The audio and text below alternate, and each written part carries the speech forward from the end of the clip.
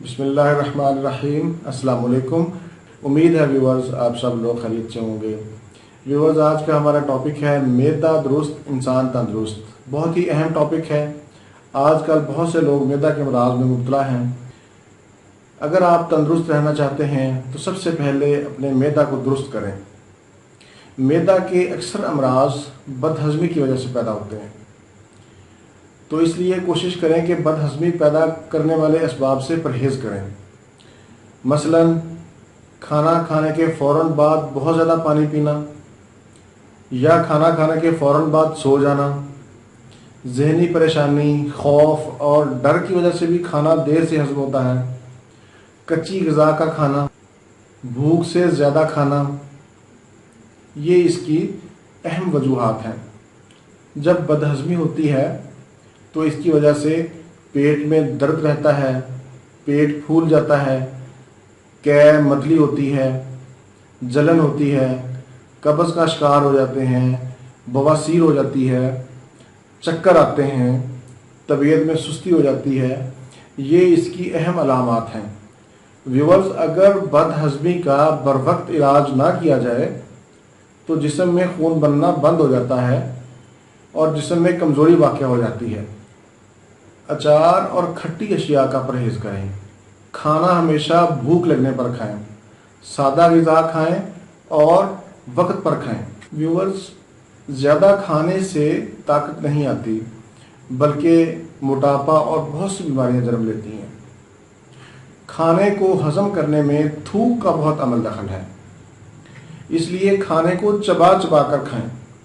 इससे मोटापा भी नहीं होगा, खाना जल्दी हज़म होगा और ताकत भी आएगी।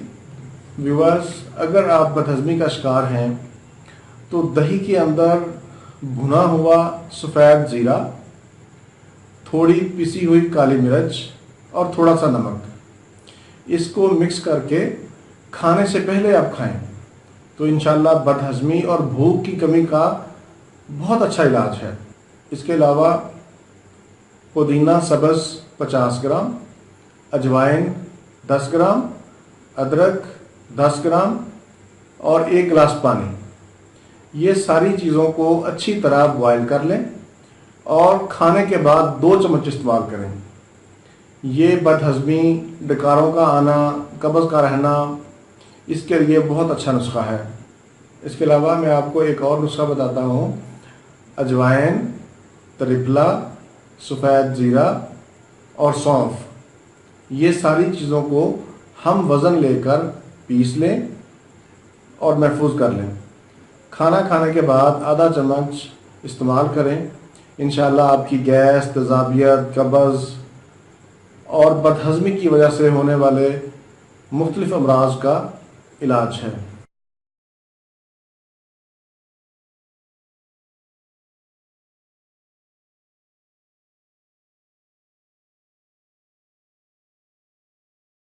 मैंने आपको 2 नुस्खे बताए हैं। इन दोनों में से जो आसानी से अवेलेबल हो और आप बना सकते हो, उसको इस्तेमाल करें। इंशाल्लाह आपको अफाका होगा। उम्मीद है व्यूवर्स, आपको मेरा आज का प्रोग्राम पसंद आएगा। इसको शेयर भी करें और सब्सक्राइब भी करें। इसी के साथ ही मुझे इजाज़त दीजिए। दोबारा किसी नए टॉपिक के साथ आपकी खिदमत में फिर हाजिर होऊंगा। तब तक के लिए इजाज़त। अल्लाह हाफिज़, वस्सलाम।